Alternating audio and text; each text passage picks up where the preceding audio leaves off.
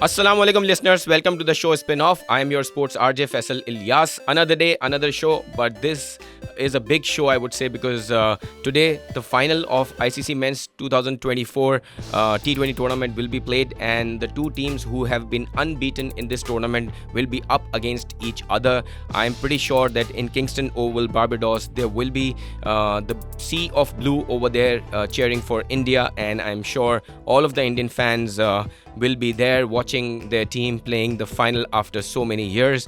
They were the champions back in 2007, but it's been many years that India has not won an ICC tournament. If you talk about the 50 over tournament, also they won the last tournament back in 2011 under the captaincy of MS Dhoni. So a lot to play for and so much on stake. And like I said earlier, that this World Cup is all about captaincy. I mean, the way these two captains have played in this tournament is outstanding. On one hand, the hitman Rohit Sharma has been exceptional with his captaincy and his batting. On the other hand, South African captain Markram is also been outstanding in terms of reading the situation and in terms of his fielding, and batting also has come to fore in the last game against Afghanistan. So a lot to look forward to in today's show. We'll look at the history of this ground. We'll have a look at the history of T20 World Cup tournaments and how the finals have gone through. If you guys could remember, Pakistan lost to India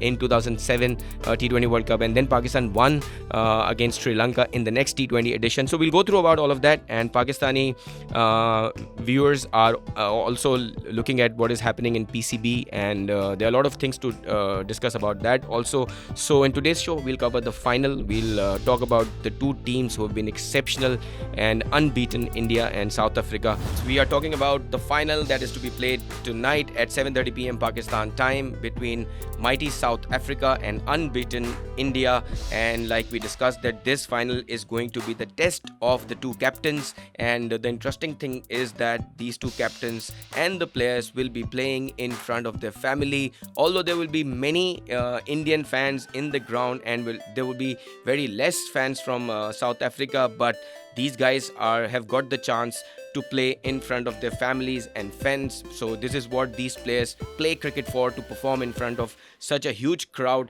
And when we look at the history of these two captains, Markram has come through the process. He has won under 19 World Cup, ICC under 19 World Cup for South Africa, so he knows how to play in the finals. And like I mentioned earlier, he's been exceptional in this tournament in terms of his fielding and his reading of the situations in the different games, because it's been a roller coaster ride for South Africa in this tournament. It was not easy for them. They could have lost the games against Bangladesh. They could have even lost the game against Nepal. They won it by just one run. So you could imagine how they have been, but they have been unbeaten. So this goes in their favor. And India, we all know they are mighty Indians. They have all the bases covered. If you talk about their batting, their opener Rohit Sharma is in supreme form. The only weaker link, can you imagine, is Virat Kohli. He's not done anything in this tournament, but he has a given role that he is doing well, because we have seen that Rohit Sharma has come out and said that if he wins the World Cup, he will give the trophy to Virat Kohli, because he has done so much for the team under his captaincy. So this game is a team game, and these senior players play a big role. We also remember when Sarfaraz won the ICC Champions Trophy for Pakistan, he did also praise Shoaib Malik and Azhar Ali, all these senior players at that time. And when we talk about senior players, Wahab Riaz, who is the senior manager for Pakistan PCB, has come out and said that there was this dispute in the team, because he has submitted his report to the PCB about why Pakistan had to exit so early and not qualifying for the Super 8. And he has to say that there were two groups in the team. One was Shaheen Shah Afridi's group, and one was Babar's group. So I was just thinking as to what is new. I mean, we can see as to how Shaheen Shah is performing in the last 6 months, and we have spoken it many times in our show, and it was quite obvious. Anybody who understands the game of cricket a little bit will know that Shaheen Shah and some of the players are not there when they are playing the game. So what as a manager we expected from him was that he would have said as to why the team was not disciplined, and what role did he himself play when the team was going into some dinners, and they were partying around even after the match. They lost against US and against India. So this is what we expect them to come up with. And Babar Azam also is supposed to submit his report to the PCB and obviously talk with PCB. So we expect all of these big people, because of which Pakistan has lost this T20 World Cup so badly. First time in the history of T20 World Cups, Pakistan has come out of the tournament so badly. Now, when we come back after this song, we'll in detail talk about the finals that have been played in T20 World Cup history ever since 2007, when the first edition of T20 World Cup was played. And you'll get to see that how Pakistan was exceptional in this format in the beginning, but last few years have been not that great. An outstanding game of cricket is expected in Kingston Oval, Barbados, where the final between South Africa and India is going to happen tonight at 7:30 p.m. Pakistan time. There is this rain expectation in the game.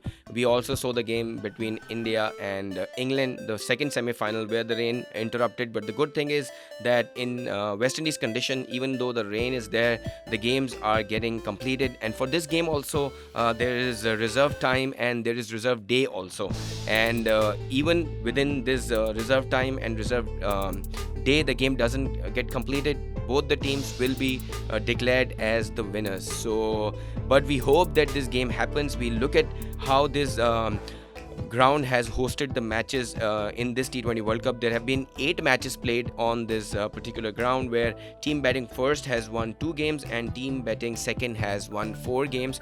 But I think this stat is kind of irrelevant, because there were a lot of associate member sides which played the games in the beginning, and where obviously the full member teams were easily beating those teams. So stats could be irrelevant. We saw in the second semi-final also that England won the toss and they asked India to bat, but it was difficult for them to chase down and they lost the game by 68 runs. So on this particular ground, the highest total is between Australia and England, where Australia scored 201 for 7, where we saw that Australian openers tear apart England bowlers. So again, we can expect this kind of performance from South Africa as well, because they have just like Australia, South Africa also have left-handers in their ranks.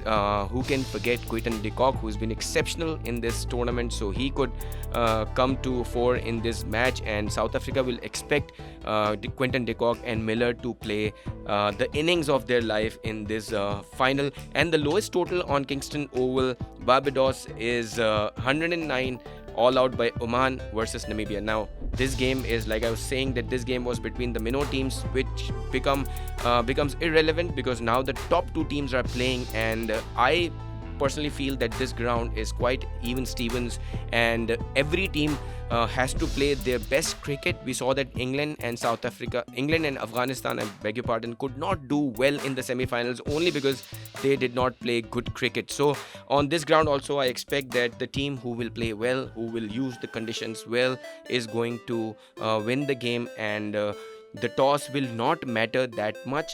Even if it does, it will, 10%, 15% will be the toss. Other than that, the teams have to play well to win the game. And if you look at the head-to-head between these 2 teams, I should also tell you that India has played 1 game at this ground, and they beat Afghanistan by a heavy margin of 47 runs, where India had batted first. But South Africa has slight disadvantage because they have not played any particular game on this ground. So India, like I said, they are the favorites on paper. They have great bowling attack, and their spinners have come to great party in this tournament, and we've seen that they've won their games because of their spinners, their batting.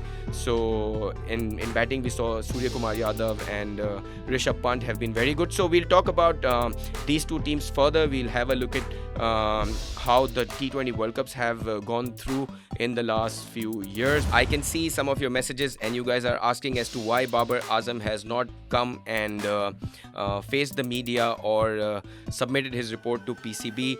But I should tell you that Wahab Riaz has already submitted a report where he is identified that the team had different groups. One group was led by Shaheen Shah Afridi and one was led by Babar Azam. I'm sure Babar Azam will also come out and speak about it. He has already been back to the country. He landed in Lahore a few days ago. So we expect the captain to also come out and tell us as to what has gone wrong with the team. Coming back to this final, the great final between South Africa and India, I was just going through the stats stats of head-to-head between these two teams in ICC Men's T20 World Cups, and this is, I'm sad to say that it's completely in favor of India. India has won 4 games out of the 6 that have been played between these two teams.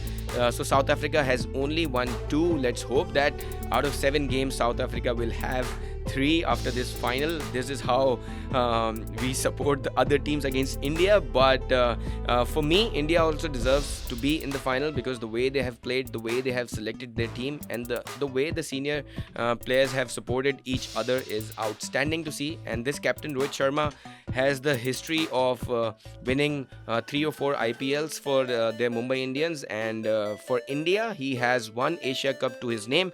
So a lot to look forward to, and like I said, the Sea of Blue will be there supporting India in Kingston Oval, Barbados today. And when we look at how India has dominated against South Africa in ICC Men's T20 World Cups, in 2002 South Africa won the game.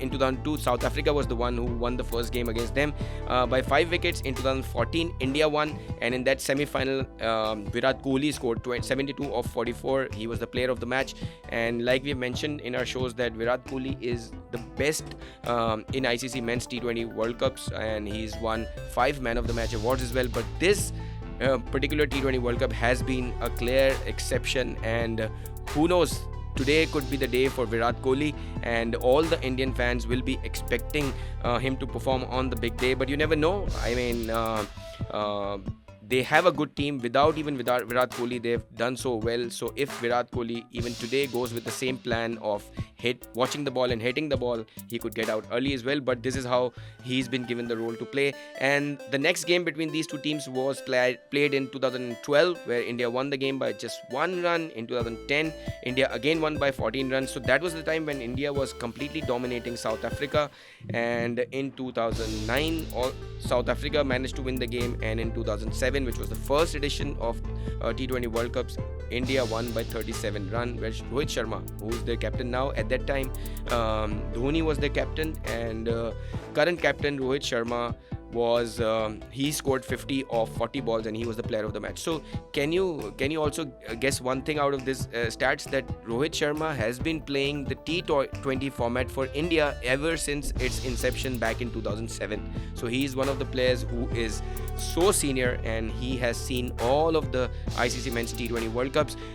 So these are very interesting stats before the game. So we'll further build up to this game. So we are looking at the two teams who have to play the final, the big final of ICC Men's T20 World Cup 2024 tonight at the Kingston Oval, Barbados, and we expect this game to be an exciting match, because these two teams have not lost any single game in this tournament, and there is one game that India had rain washed out, but South Africa has won all of their games. So India also is unbeaten in this tournament, and we'll have to wait and see as to how these teams perform. And we have seen that South African players have already taken pictures of the pitch like Australians did in the ICC Men's 50 Over World Cup in 2023. We also saw a lot of senior players like Michael Vaughan, and even Indian players like Sanjay Manjrekar.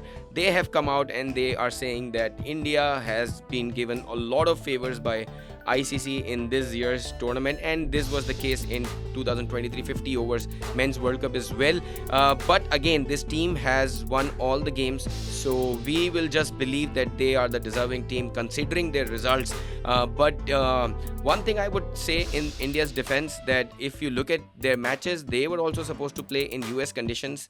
If India had to be supported, they would have played all of their matches in West Indies. So they also had to play in Lauderhill, in New York, just like Pakistan. And you could see that Pakistan could not adjust into those conditions. They lost to a team like USA, which was playing first tournament of this magnitude, but Pakistan lost to them. So India won in those conditions as well, and India also had a roller coaster ride. They did lose some momentum in the games, but they managed to come back at the critical stages, and we saw that they've beaten big teams like Australia, and England. So this is a complete performance from India, and especially their captain has been outstanding in this tournament. So now is the time to have a look at the Indian and South African top performers in this year's men's T20 tournament, who will be on show today at the Kingston Oval, the game that we are all waiting for.